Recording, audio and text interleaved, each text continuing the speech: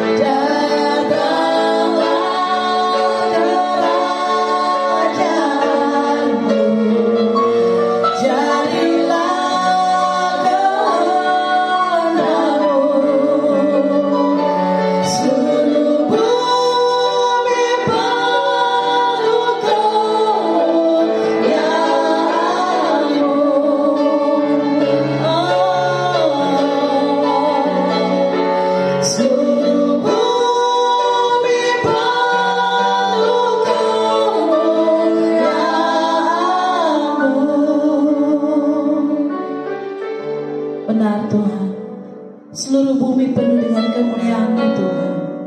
Di tempat ini penuh dengan kemuliaan-Mu Tuhan. Terima kasih buat kebaikan kasih-Mu Tuhan, penyertaan-Mu, perlindungan-Mu dalam hidup kami Bapa. Kami sangat bersyukur bahwa Engkau Tuhan yang tidak pernah meninggalkan kami, yang selalu setia di tengah-tengah ketidaksetiaan kami Tuhan. Terima kasih buat anugerah-Mu, kebaikan kasih-Mu dalam hidup kami Tuhan. Terima kasih buat segala yang sudah Engkau berikan dalam hidup kami Tuhan.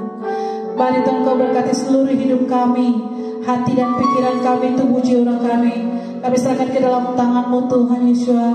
Engkau berkati kami Tuhan, bersucikan dan kuduskan seluruh hidup kami yang ada di sini Tuhan. Terima kasih banyak Bapa di surga. Berkati ibadah kami Tuhan. Dari permulaan, pertengahan sampai akhir ibadah kami Bapa. Biarlah nama Tuhan dipermuliakan dalam hidup kami, dipermuliakan di ibadah ini Bapa. Terima kasih banyak Tuhan. Bekerjalah bersama dengan kami Tuhan. Haleluya.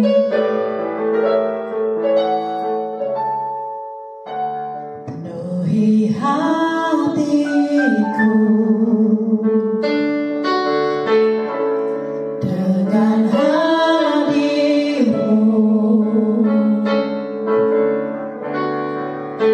Ku rindu memandang wajah-Mu Tuhan, di dalam kekudusan-Mu. Bawaku dekat dalam hati-Mu. Ku rindu mendengar suara-Mu Tuhan,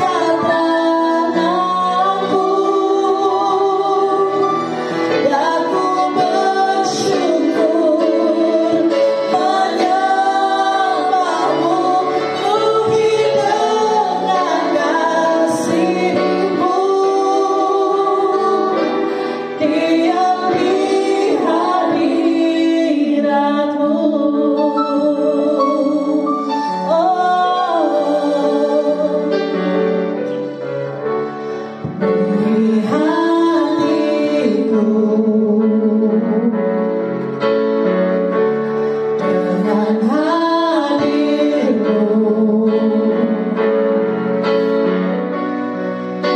Ku rindu memandang wajahmu, oh Tuhan, di dalam kekudusanmu. Bawaku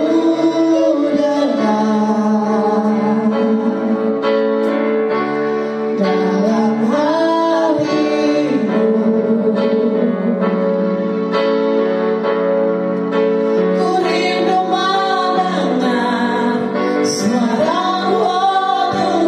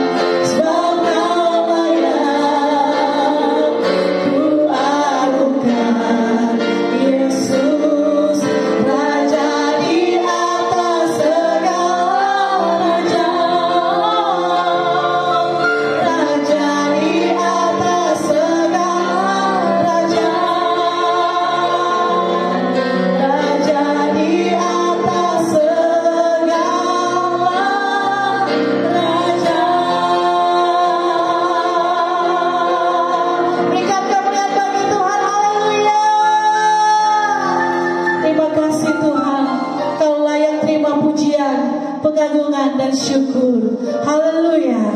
Amin. Haleluya. Haleluya. Puji Tuhan. Bapak Ibu Saudara, kita akan memuji dan menyembah Tuhan. Mari saya undang kita semua bangkit berdiri. Berikan senyum yang terbaik bagi kiri kanan Bapak Ibu. Haleluya. Berikan salam dan kita akan memuji Tuhan. Haleluya. Mari masuk gerbangnya dengan hati bersyukur. Yes. Haleluya.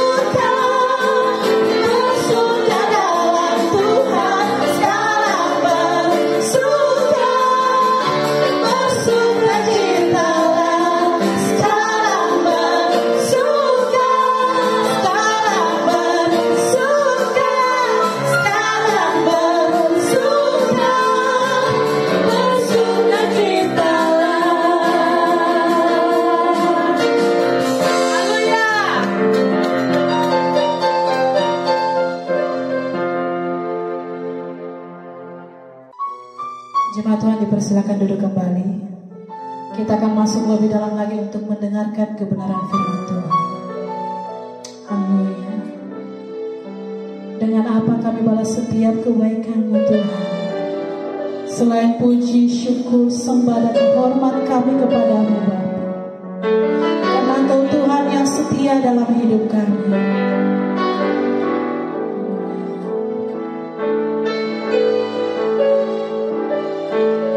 Kau Tuhan yang setia, Bapa yang mulia, kasih-Mu besar Tuhan. Kau pulihkan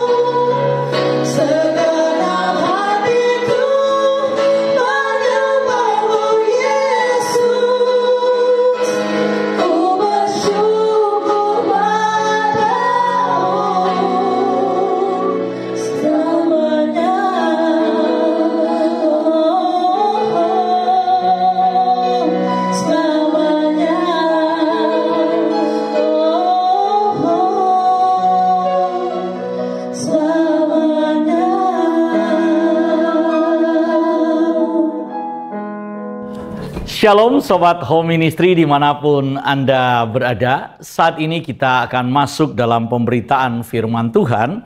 Tapi sebelumnya kita akan berdoa terlebih dahulu untuk menyambut firman Tuhan ini. Kita berdoa. Terpujilah Engkau ya Kristus, Tuhan dan Juru Selamat kami. Bapa yang maha baik, Bapa yang maha kuasa, Bapa yang menciptakan langit dan bumi, dan kami dijadikan sesuai dengan gambaran-Mu sendiri. Kami ada di tempat ini karena kami mengucap syukur atas apa yang telah Tuhan kerjakan, apa yang telah Tuhan rencanakan dalam kehidupan kami. Kami percaya rencana Tuhan baik. Kami rencana apa yang Tuhan rencanakan dalam kehidupan kami adalah rancangan damai sejahtera, rancangan kesuksesan, bukan rancangan kegagalan. Karena itu kami ada di tempat ini memuji, memuliakan nama-Mu, dan saat ini kami mendengar firman-Mu. Berfirmanlah kepada kami ya Tuhan.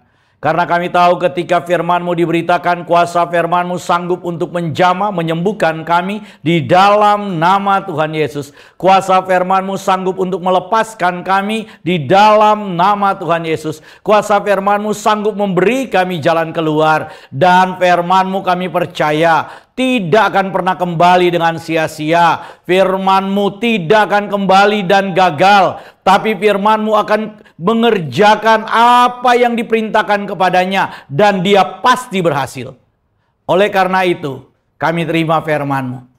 Apabila firman-Mu ada di dalam kami, maka kami pun berhasil. Apabila firman-Mu ada di dalam kami, maka kami pun dipenuhi dengan kuasa Tuhan sendiri. Dalam nama Tuhan Yesus, kami siap sambut firman-Mu. Haleluya. Amin. Shalom. Sobat Home Ministry, kita akan membaca firman Tuhan yang diambil dari Injil Yohanes. Pasalnya yang pertama, ayatnya yang ke-14. Injil Yohanes pasal pertama ayat 14. Demikian firman Tuhan. Firman itu telah menjadi manusia dan diam di antara kita. Dan kita telah melihat kemuliaannya, yaitu kemuliaan yang diberikan kepadanya sebagai anak tunggal Bapa, penuh kasih karunia dan kebenaran. Sobat Home Ministry yang dikasihi oleh Tuhan, saya ingin melanjutkan firman Tuhan. Dan secara khusus firman Tuhan ini adalah bagian dari pengajaran Home Ministry untuk saudara-saudara kita, rekan-rekan kita yang nanti di waktu yang akan datang akan masuk dalam sakramen baptisan. Jadi ini adalah materi pembinaan untuk rekan-rekan yang akan masuk dalam sakramen baptisan. Atau dalam istilah gereja kita menyebut bahwa ini semacam katekisasi. Nah, atau pengajaran dasar iman Kristen, saudara. Dalam beberapa kesempatan, saya sudah menyampaikan tentang tema keselamatan. Saya sudah menyampaikan kenapa Yesus itu menjadi pusat dari keselamatan itu. Saya juga sudah menyampaikan apa yang dimaksud dengan keselamatan. Saya juga sudah menyampaikan apa yang menjadi tujuan keselamatan itu. Dan hari ini saya ingin melanjutkan supaya kita memiliki pemahaman yang utuh. Yaitu saya akan berbicara hari ini tentang keilahian Kristus dan hubungannya dengan keselamatan kita.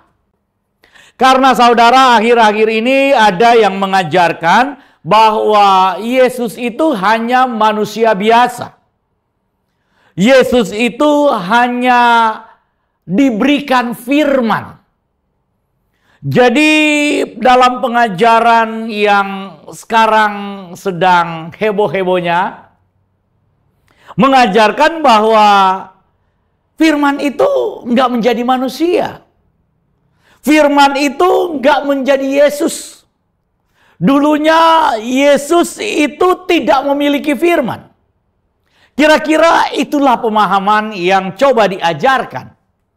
Saya ingin beritahukan kepada saudara bahwa Kristen tidak mengajarkan seperti itu. Firman Tuhan tidak mengajarkan seperti itu. Mengapa saudara? Karena ini penting, kalau Yesus itu bukan firman Tuhan, maka kita akan lihat apa dampaknya atas keselamatan kita. Kalau Yesus itu bukan firman Tuhan, maka Yesus itu bukan juru selamat.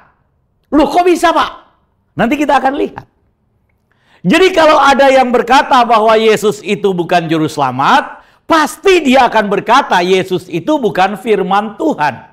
Kalau ada yang berkata bahwa Yesus itu bukan firman Tuhan, pasti akhirnya dia akan berkata Yesus itu bukan juru selamat.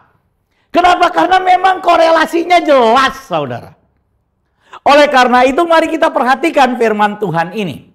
Firman Tuhan berkata, firman itu kai ho logos. Ho logos. Dalam bahasa Yunani, saudara, kata ho logos itu firman itu.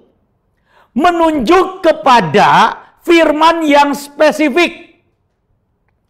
Bukan, saudara, firman dalam pengertian umum. Tapi yang dimaksud dengan firman itu bicara tentang ho logos itu. Atau firman yang keluar dari Sang Bapa. Atau firman yang sehakikat dengan Sang Bapa, atau firman yang sederajat dengan Sang Bapa. Jadi saudara, ketika berbicara tentang firman itu, maka saudara harus memahami firman yang mana sih, Pak? Kita lihat dulu. Kenapa? Karena Injil Yohanes ini menceritakan, jangan kita potong-potong. Oleh karena itu mari kita lihat ke Yohanes 1 ayat yang pertama dulu. Kita mundur. Yohanes 1 ayat 1 firman Tuhan berkata begini. Pada mulanya adalah firman. Firman itu bersama-sama dengan Elohim dan firman itu adalah apa? Elohim.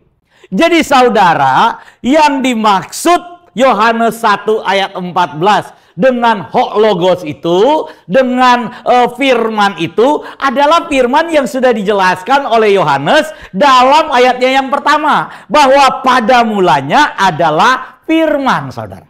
Kata pada mulanya adalah firman, NRK en ho logos. Kata NRK di sini, kalau kita lihat misalnya dalam terjemahan lain, dalam Alkitab terjemahan Vulgata, saudara, atau Alkitab yang biasa dipakai oleh saudara-saudara seiman kita, teman-teman dari Katolik, itu menggunakan Alkitab Vulgata. Nah, kitab dengan kodek Vulgata ini adalah kitab berbahasa Latin. Itu dikatakan in principio. Jadi kata NRK dalam bahasa Yunani itu sama dengan in principio atau pada prinsipnya. Jadi kata pada mulanya di sini bukan menunjuk kepada urutan. Oh, mula-mula, kemudian ada kedua, ada ketiga. Bukan. Tapi ini merujuk kepada pada prinsipnya. Yang utama itu adalah firman. Nah, supaya kita paham bahwa pada prinsipnya, pada aturannya, atau rule-nya adalah firman. Firman yang menjadi prinsip itu, firman yang menjadi rule itu, itulah yang dibicarakan di dalam Yohanes 1 ayat 14.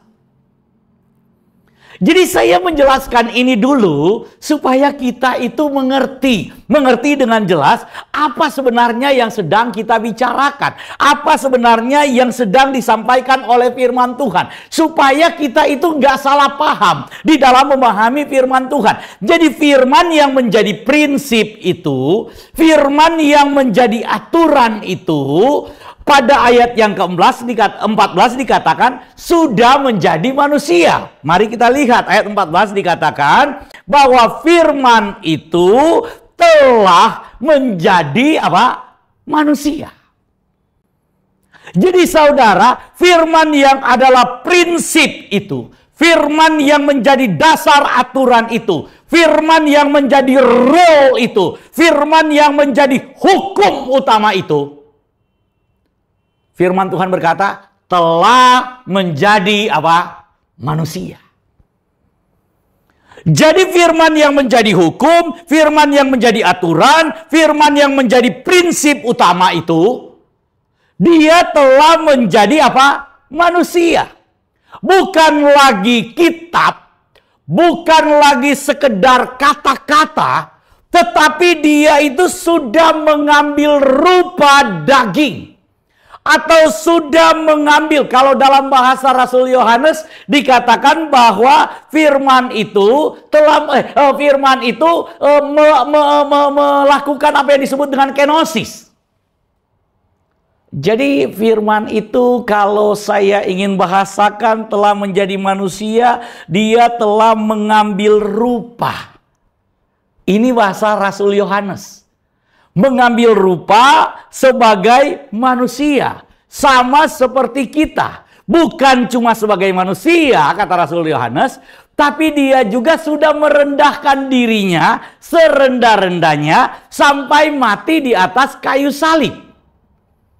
Kenapa? Ini kita akan bahas. Kenapa? Karena nanti Paskah saya ingin melanjutkan khotbah tentang ini, saudara. Bagaimana Yesus yang adalah firman, yang sehakikat dengan Sang Bapa itu, yang terlibat dalam penciptaan, segala sesuatu diciptakan oleh Dia. Tapi saudara harus pahami bahwa bukan cuma diciptakan oleh Dia, tapi juga untuk Dia. Jadi kalau Yesus itu cuma manusia biasa, masa Dia terlibat dalam penciptaan? Kalau Yesus itu cuma manusia biasa, masa segala sesuatu diciptakan untuk Dia? Kalau Yesus itu cuma manusia biasa, masa segala kuasa yang ada di sorga sujud menyembah kepadanya? Gak ada, saudara, manusia yang kemudian disembah oleh segala makhluk. Yang ada bahwa Yesus Kristus ini, dia adalah firman yang sehakikat dengan Sang Bapa. Karena dia sehakikat dengan Sang Bapa, segala makhluk tahu siapa dia, malaikat-malaikat tahu siapa dia, makhluk-makhluk rohani tahu siapa dia, dan mereka sujud menyembah dia. Oleh karena itu, kita pelajari sama-sama, pelan-pelan, saudara.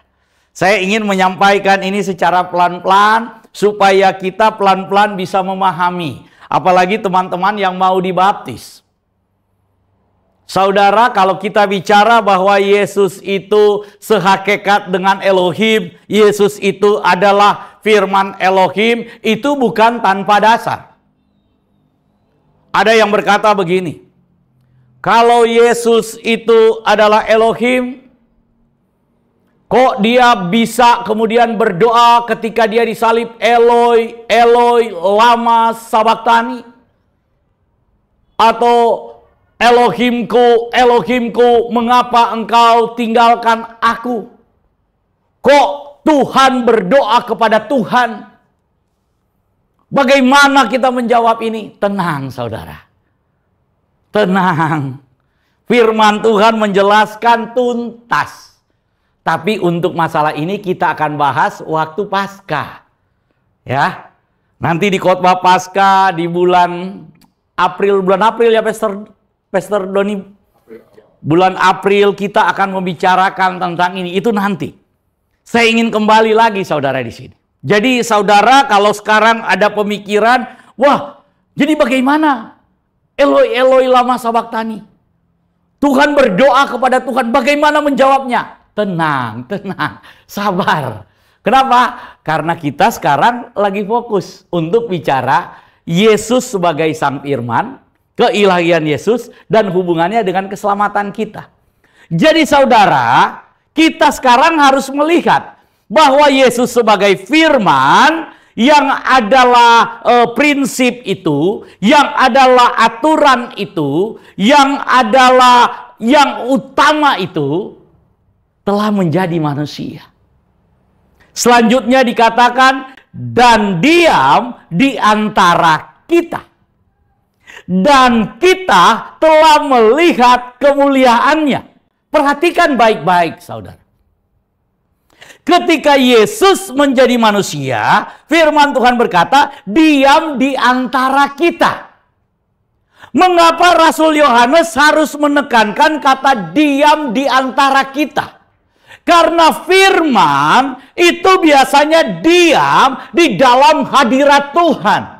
Firman itu diam, kalau saudara perhatikan, itu biasanya di atas tabut perjanjian itu. Di situ ada kerup, saudara. Kalau saudara lihat kerup itu, maka ketika kemudian imam besar masuk ke dalam bait suci, dua kerup itu, Tuhan akan hadir di antara dua kerup itu di atas tabut perjanjian.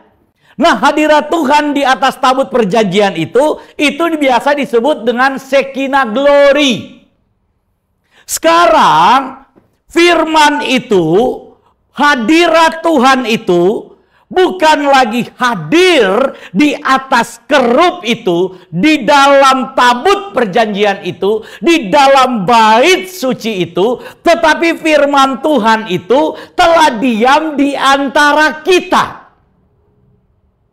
Tubuh manusia yang sebelumnya telah jatuh dalam dosa, saya sudah jelaskan saudara, bahwa tujuan Yesus datang itu adalah memulihkan gambar Tuhan yang rusak, memulihkan rupa Tuhan yang rusak. Ini saya sudah jelaskan.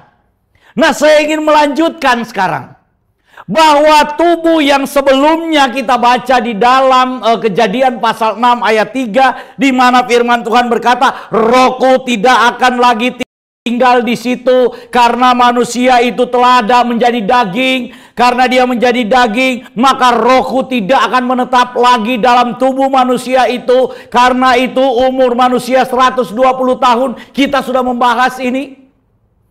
Sekarang saya ingin berkata, ketika firman itu menjadi manusia, firman itu mengambil rupa manusia, firman mengambil bagian di dalam daging manusia, maka selanjutnya dikatakan diam di antara kita.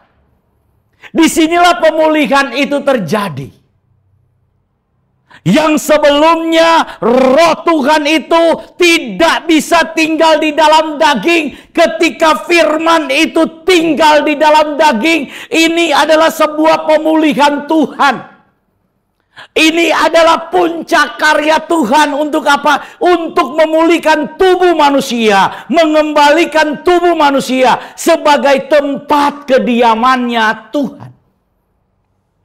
Oleh karena itu, kalau kita berkata firman itu tidak menjadi manusia, maka Shekinah Glory itu akan selalu ada di dalam bait suci. Kalau itu yang terjadi, maka saudara, keselamatan itu tetap eksklusif hanya milik orang Yahudi. Karena Shekinah Glory tidak akan hadir di tempat lain kecuali di dalam bait suci, dan bait suci hanya boleh dibangun di kota Yerusalem.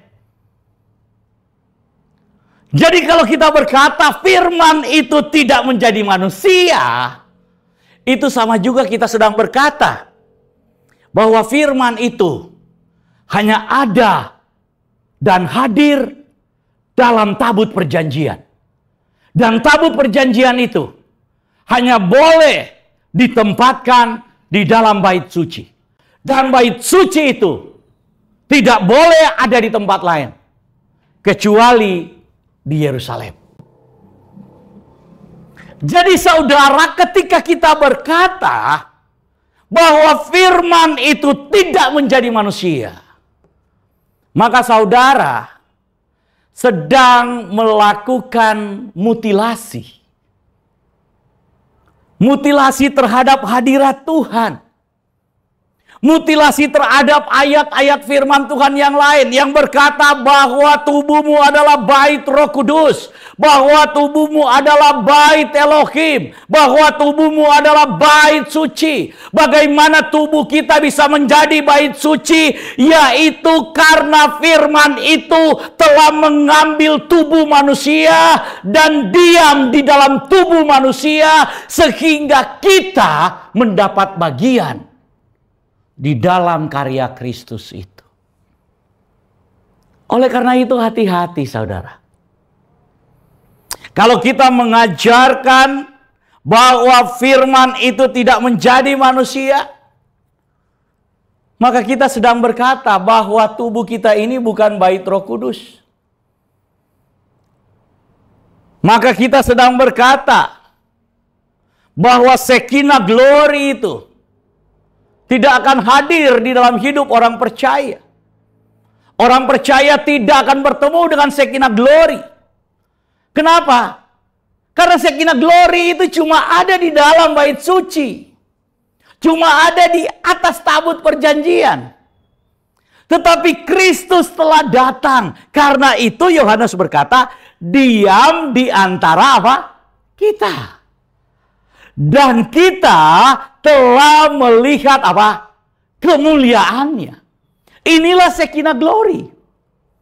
Yohanes ingin berkata bahwa kita yang hidup pada zaman Yesus hidup, kita sudah melihat firman yang jadi manusia itu. Kemuliaannya sudah kita lihat. Bahkan di dalam surat Rasul Yohanes, dia berkata, firman itu yang kita pegang, firman yang hidup itu kita lihat, kita dengar, dan kita pegang. Yesus itu bukan dirasuki firman. Yesus itu bukan dihinggapi firman. Yesus itu adalah firman. Jadi ini yang harus kita pahami. Oleh karena itu saudara, kita lihat. Kita baca sekali lagi. Firman itu telah menjadi manusia dan diam di antara kita. Dan kita telah melihat kemuliaannya, yaitu kemuliaan yang diberikan kepadanya sebagai apa? Anak tunggal Bapa. Nah saudara, kalau tadi Yohanes sudah menjelaskan bagaimana Shekinah glory itu diam di dalam tubuh, diam di dalam daging. Yang sebelumnya dalam Kejadian 6 ayat 3, Roh Kudus itu nggak mau tinggal di dalam tubuh, di dalam daging. Kenapa? Karena kualitas manusia itu sudah sangat rendah. Saya sudah jelaskan ini saudara. Saya nggak usah jelaskan ulang lagi. Bagaimana kualitas manusia karena dosa itu turun, drop luar biasa.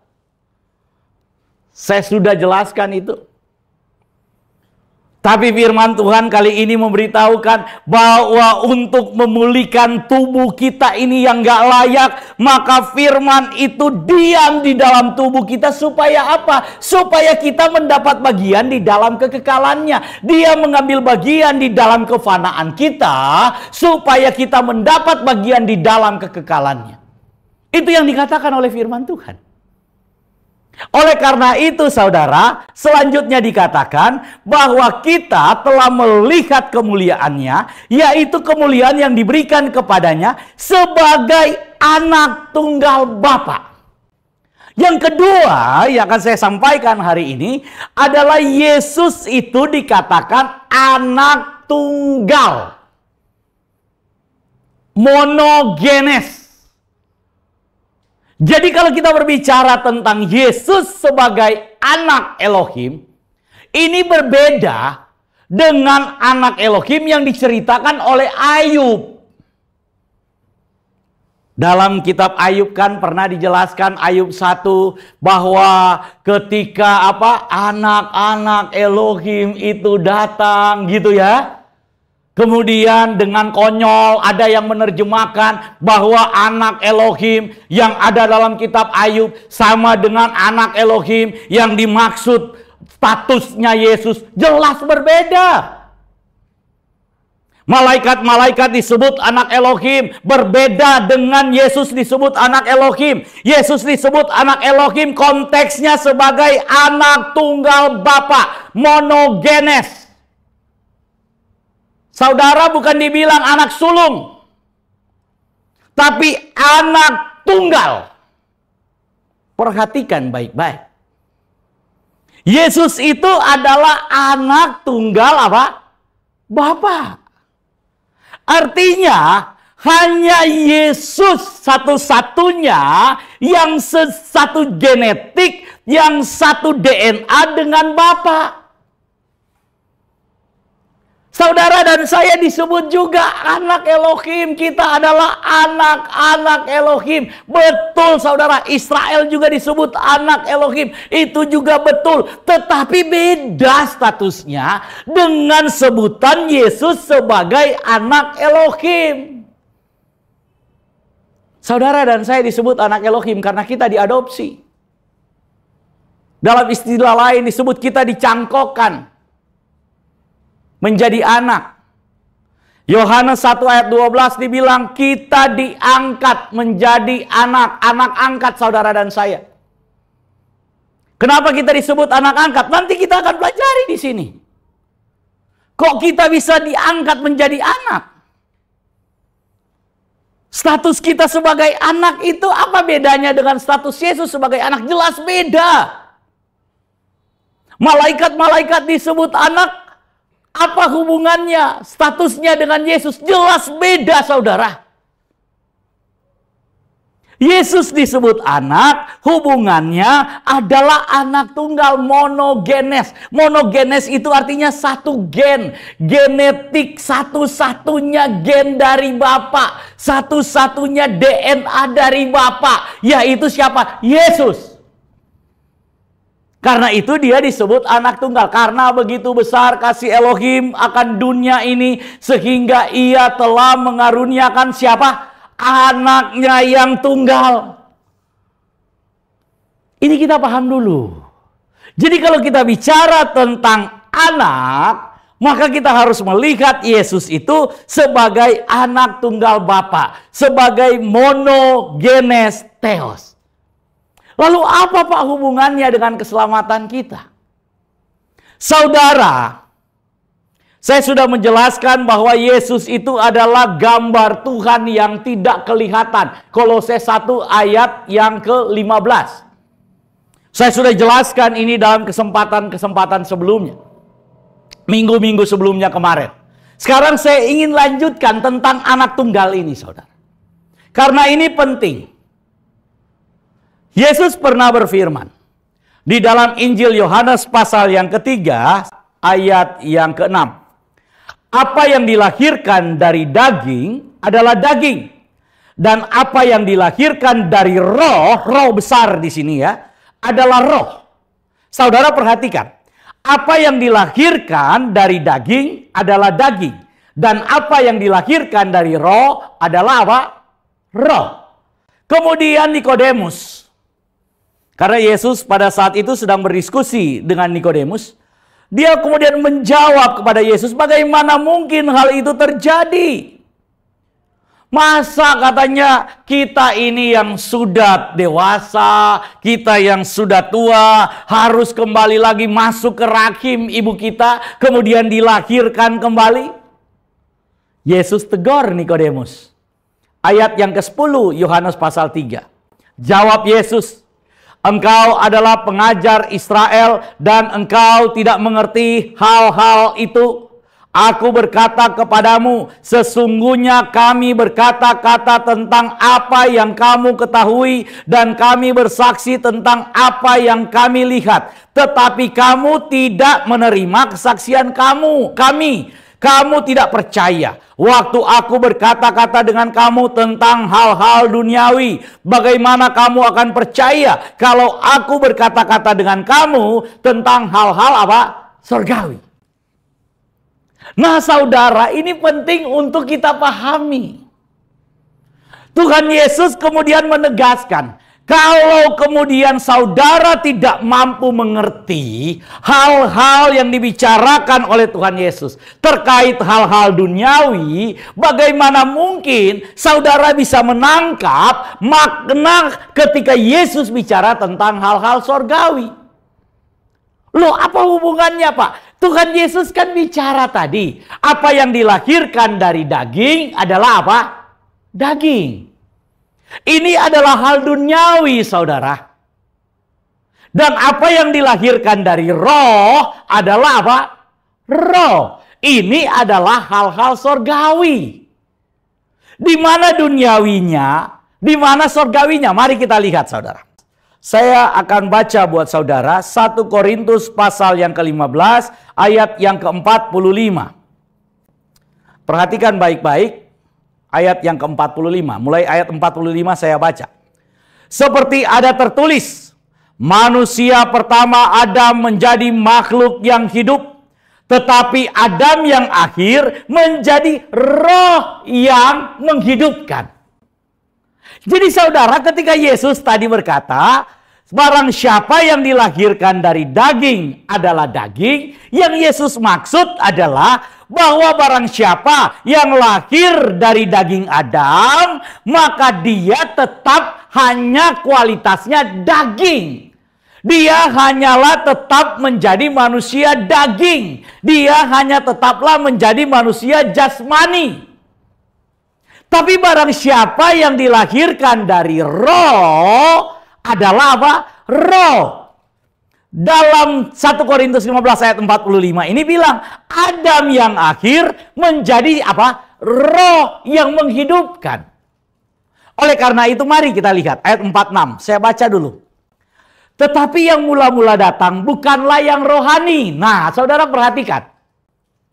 Saudara perhatikan. Jadi tadi Tuhan Yesus bilang, kalau aku bicara tentang hal-hal duniawi, kamu gak ngerti. Tuhan sedang bicara tentang kelahiran daging. Kelahiran yang duniawi yang saudara dan saya tahu, kita lahir dari rahim ibu kita, lahir dari daging, dari benih orang tua kita, lahir saudara dan saya. Tuhan bilang, kalau saya sedang bicara tentang kelahiran yang begini, kamu aja nggak ngerti, gimana kalau saya bicara tentang kelahiran yang sifatnya rohani, yang sifatnya roh, yang sifatnya surgawi, kamu makin nggak ngerti. Sampai di sini saudara paham? Jadi saudara, Yesus sedang memberitahukan kepada Nikodemus bahwa Nikodemus ada dua kelahiran. Kelahiran yang pertama adalah kelahiran dari daging Adam. Nah, saudara dan saya yang sekarang ini hidup, siapa di sini? Coba cubit dulu. Tangannya nih, ini masih berasa daging kan? Jadi kalau kita ini masih ada daging ini, saudara, maka itu artinya saudara lahir dari daging Adam. Ini kelahiran yang pertama. Semua kita yang lahir dari daging akan mati. Kenapa? Karena kita itu mewarisi daging Adam. Ini bukan dosa warisan, bukan saudara. Ini bukan masalah kok dosa diwariskan, bukan. Tapi ketika Adam berdosa, maka semua keturunan Adam itu mengenakan tubuh daging yang telah berdosa. Tubuh daging yang akan mati, ini maksudnya.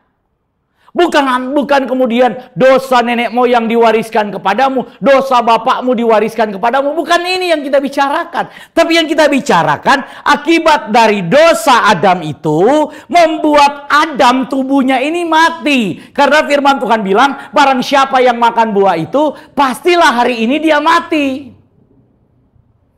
Jadi tubuh Adam ini mati. Siapa yang kemudian masih mengenakan tubuh ini, pasti kita akan mati. Saya mau bilang, kuota pakai tubuh ini ada masanya. Saudara dan saya ini, walaupun saudara kuat, saudara fitness, saudara treatment kayak apa, ada batas pakai tubuh ini, saudara. Tuhan Yesus bilang begini, firman Tuhan bilang begini. Manusia itu dikasih umur 70 tahun. Kalau lebih katanya 80. Kalau lebih lagi maka penderitaannya itu adalah mahkotanya itu adalah penderitaan.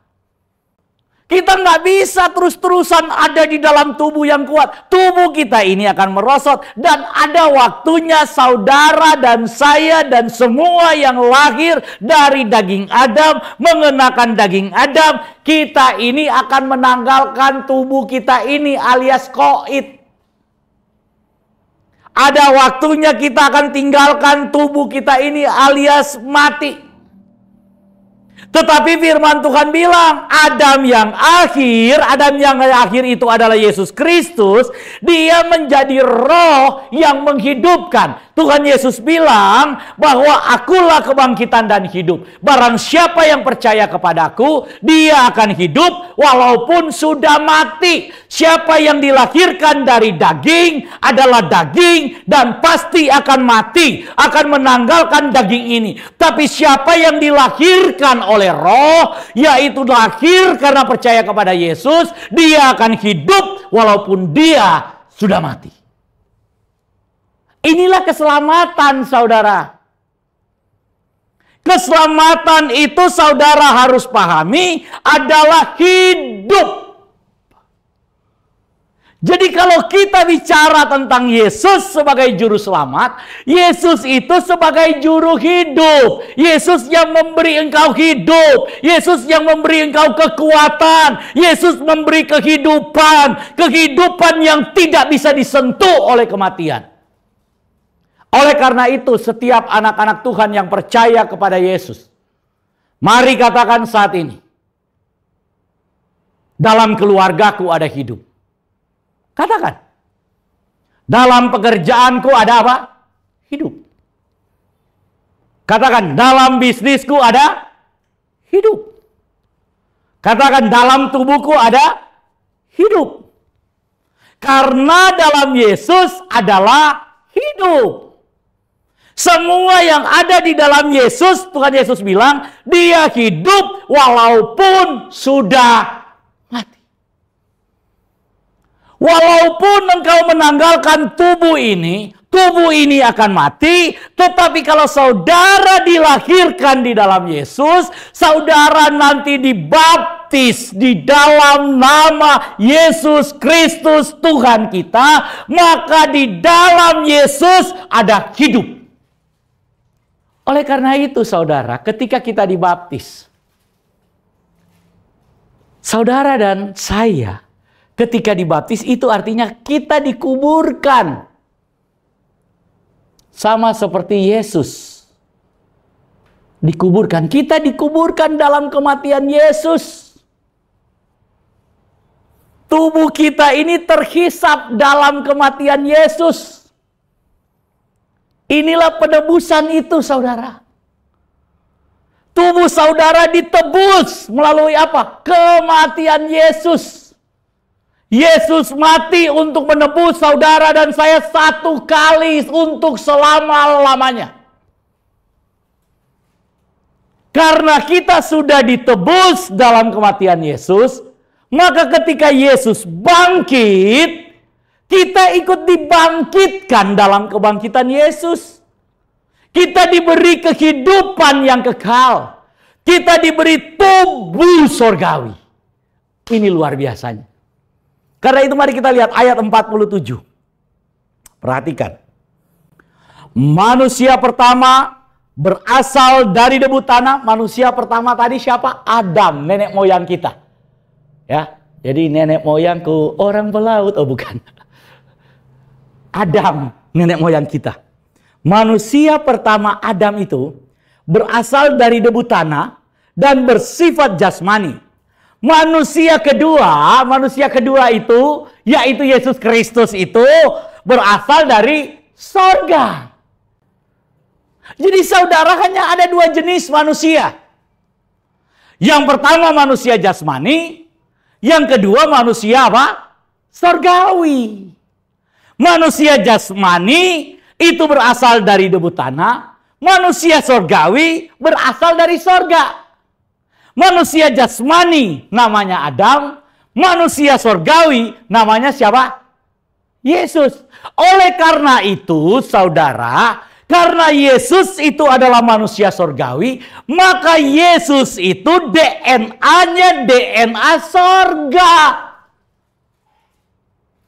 Oleh karena itu penting bagi kita untuk betul-betul memahami bahwa Yesus itu ilahi. Yesus itu firman, sehakikat dengan Bapa, Karena itu saudara, dia memiliki DNA sorgawi, memiliki benih sorgawi. Dia itu menjadi buah sulung bagi semua manusia yang mau masuk sorga. Manusia sorgawi itu ada blueprintnya, itu ada frame-nya, harus DNA-nya sama. Oleh karena itu ayat 48, makhluk-makhluk alamiah sama dengan dia yang berasal dari debu tanah, dan makhluk-makhluk sorgawi sama dengan dia yang berasal dari sorga. Ayat 49, sama seperti kita telah memakai rupa dari yang alamiah nih. Ini alamiah, ini jasmani. Demikian pula kita akan memakai rupa yang dari sorgawi. Kenapa? Karena kita terhisap di dalam tubuh Kristus. Karena kita terhisap di dalam DNA Yesus. Ketika kita percaya bahwa Yesus itu adalah firman, maka kita dihidupkan oleh roh itu. Kita diberi kehidupan oleh Kristus, di mana di dalam Yesus hanya ada hidup, dan DNA kita sama dengan DNA Yesus, sama dengan DNA makhluk-makhluk sorgawi, yaitu berasal dari sorga. Oleh karena itu menyangkal keilahian Yesus sama dengan saudara menempatkan Yesus hanyalah manusia jasmani yang tidak mungkin ke sorga.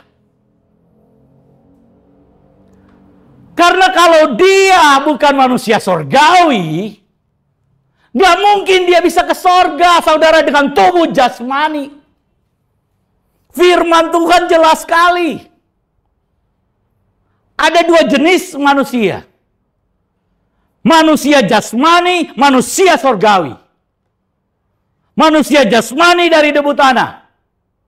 Manusia sorgawi dari sorga. Manusia sorgawi DNA-nya dari sorga. Benihnya dari sorga. Kalau manusia sorgawi, Yesus itu manusia sorgawi, dan saudara bilang, bukan firman yang jadi manusia, terus apa dong? Berarti dia hanya manusia jasmani. Oleh karena itu, keilahian Yesus erat kaitannya dengan keselamatan kita. Karena hanya benih ilahi, hanya DNA sorgawi yang bisa kemudian membawa tubuh kita dipulihkan dalam kualitas sorgawi, menjadi manusia ilahi. Rasul Paulus menggunakan bahasa yang lain lagi. Kalau ini kita bicara tentang manusia sorgawi, dalam suratnya yang lain Rasul Paulus juga menggunakan istilah manusia ilahi.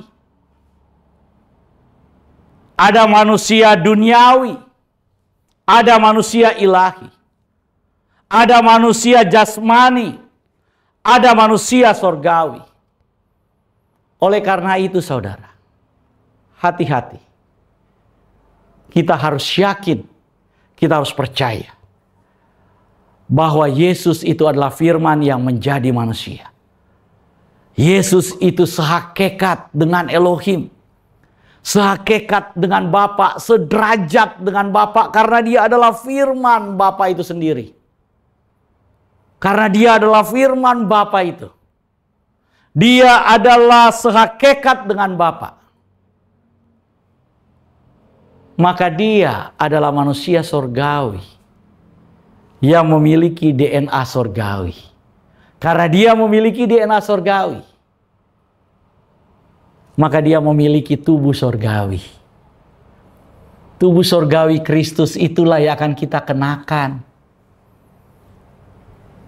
Kalau Yesus itu bukan dari sorga, tidak memiliki DNA sorgawi, bukan firman yang menjadi manusia, nggak mungkin dia itu memberikan tubuh sorgawi kepada saudara dan saya.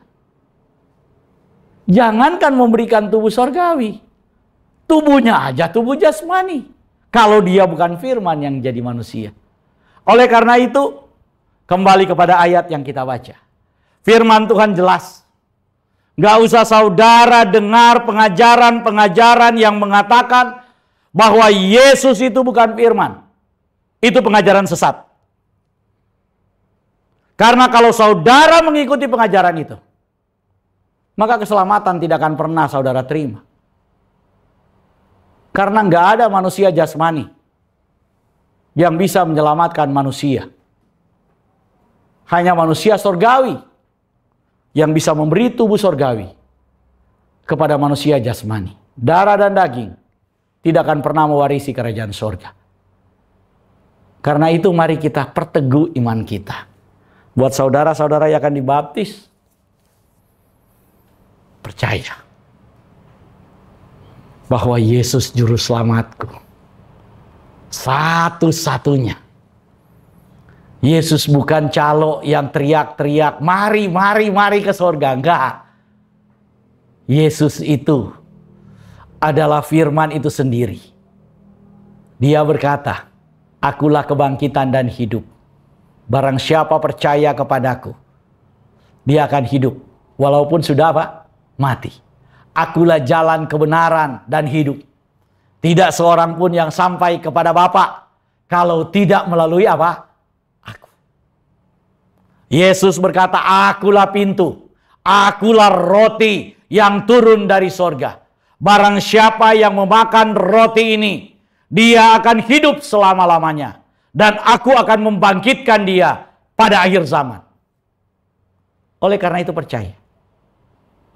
Saudara, ketika saudara dibaptis, maka hidup lama kita dikubur bersama dengan Kristus. Tubuh daging kita, tubuh jasmani kita, kita kubur bersama dengan kematian Kristus. Dan ketika saudara keluar dari air baptisan itu, maka saudara bangkit, terhisap di dalam kebangkitan Kristus. Dan saudara hidup, hidup, dan hidup. Percaya dalam Yesus selalu ada hidup. Kita berdoa. Terima kasih Tuhan Yesus, terima kasih buat firman-Mu, terima kasih buat kebaikan-Mu. Kami serahkan seluruh kehidupan kami ke dalam tangan kasih Tuhan. Kami percaya Yesus adalah firman yang hidup itu. Kami percaya bahwa Yesus itu adalah prinsip dan kebenaran itu. Karena itu kami mau percaya kepada Yesus Kristus, firman yang telah menjadi manusia, yang akan memberi kami tubuh surgawi, yang akan memberi kami kehidupan, yang akan memberi kami jalan kebenaran, yang akan memberi kami hidup yang kekal. Kami percaya Yesus memberi keselamatan buat kami. Yesus mengerjakan keselamatan itu buat kami. Yesus mengenakan keselamatan itu buat kami. Terima kasih Tuhan. Terima kasih ya Bapak. Kami serahkan seluruh kehidupan kami. Karena kami percaya kami adalah orang-orang yang telah diselamatkan. Haleluya, haleluya. Amin. Sobat Home Ministry, sampai jumpa pada minggu yang akan datang. Shalom. Sobat Home Ministry dimanapun Anda berada, saat ini kita akan masuk dalam sakramen perjamuan kudus. Dan saya persilakan saudara yang ada di rumah untuk bangkit berdiri. Bagi saudara-saudara yang saat ini sudah menyiapkan sarana perjamuan kudus, mohon dipegang.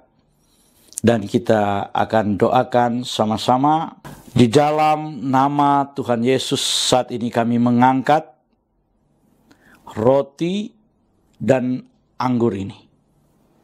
Kami kuduskan, kami sucikan di dalam nama Tuhan Yesus menjadi layak digunakan untuk perjamuan kudus ini. Dalam nama Tuhan Yesus, haleluya, amin. Saudara, dengarkanlah ketetapan perjamuan kudus. Yesus berfirman, akulah roti hidup yang telah turun dari sorga. Jikalau seorang makan dari roti ini, ia akan hidup selama-lamanya. Dan roti yang kuberikan itu ialah dagingku, ia akan kuberikan untuk hidup dunia. Maka kata Yesus kepada mereka, aku berkata kepadamu, sesungguhnya jikalau kamu tidak makan daging anak manusia dan minum darahnya, kamu tidak akan mempunyai hidup dalam dirimu. Barang siapa makan dagingku dan minum darahku, ia mempunyai hidup yang kekal, dan aku akan membangkitkan dia pada akhir zaman.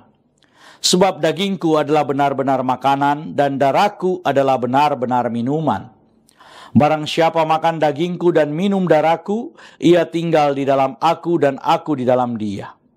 Sama seperti Bapa yang hidup mengutus aku dan aku hidup oleh Bapa, demikian juga barang siapa yang makan aku akan hidup oleh aku. Inilah roti yang telah turun dari sorga, bukan roti yang dimakan nenek moyangmu dan mereka telah mati. Barang siapa makan roti ini, ia akan hidup selama-lamanya. Dan ketika mereka sedang makan, Yesus mengambil roti, mengucap syukur, memecah-mecahkannya, lalu memberikan kepada murid-muridnya dan berkata, "Ambillah, makanlah, inilah tubuhku." Sesudah itu, Tuhan Yesus mengambil cawan, mengucap syukur, lalu memberikannya kepada mereka sambil berkata, "Minumlah kamu semua dari cawan ini, sebab inilah darahku, darah perjanjian yang ditumpahkan bagi banyak orang untuk pengampunan dosa." Kalau saudara percaya bahwa roti dan anggur ini adalah penyatuan dengan tubuh Tuhan Yesus Kristus, mari kita angkat lebih tinggi dari kepala kita. Dan mari kita sama-sama mengaku, dalam nama Tuhan Yesus, saya percaya inilah tubuh dan darah Tuhan Yesus.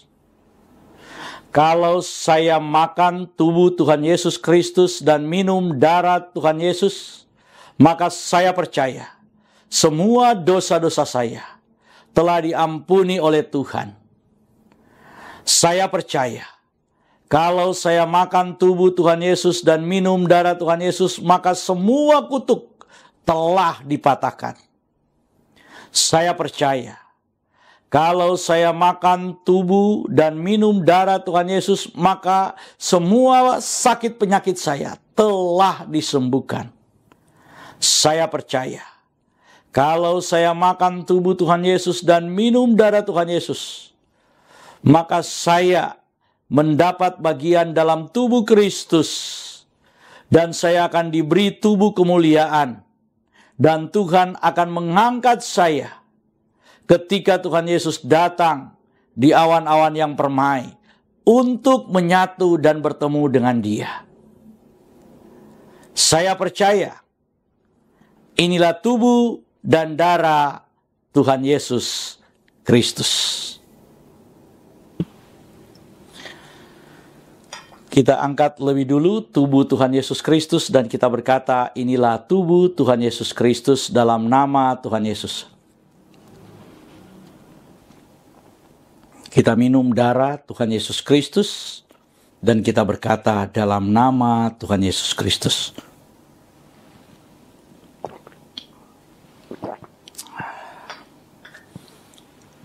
Mari kita mengucap syukur bersama-sama.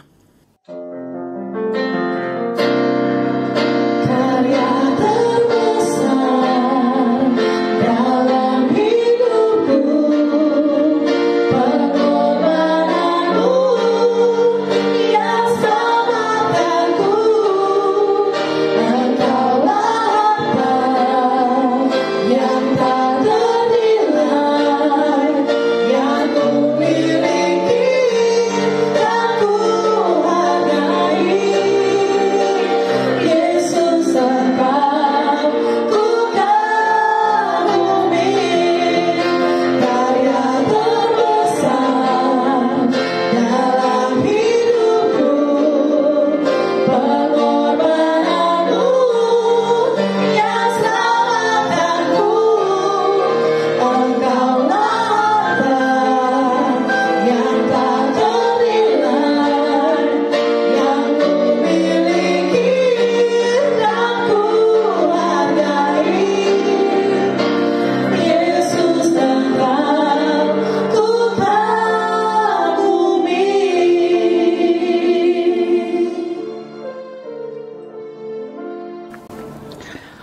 Jemaat Tuhan, kita sudah ada di penghujung ibadah kita hari ini.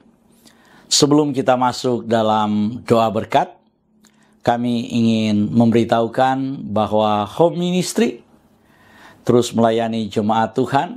Dan Sobat Home Ministry, atas nama Gembala Sidang Home Ministry, yaitu Pastor Doni Toisuta, kami mengucapkan terima kasih atas semua partisipasi saudara-saudara, atas semua kehadiran saudara dalam mengikuti ibadah pada hari ini. Kita akan mengakhiri ibadah kita. Mari angkat kedua belah tanganmu, arahkan hati dan pikiranmu, dan aminkan semua berkat yang diucapkan buatmu. Di dalam nama Tuhan Yesus, diberkatilah hidupmu, diberkatilah keluarga, suami, istri, anak-anak, dan cucu-cucumu. Diberkatilah rumah tempat tinggalmu. Diberkatilah sumber-sumber mata pencarian, pekerjaan, dan karirmu. Diberkatilah tubuh jasmani dan kesehatanmu. Dan diberkatilah pertumbuhan rohanimu. Biarlah semua berkat dari Bapa Sorgawi, Bapa Yahweh namanya, cinta kasih dari Tuhan kita Yeshua HaMashiach, dan persekutuan dengan Roh-Nya yang kudus, menyertai kita semua mulai dari sekarang sampai selama-lamanya. Kita yang percaya diberkati oleh Tuhan dan menerima berkat Tuhan ini. Mari sama-sama kita berkata, Amin.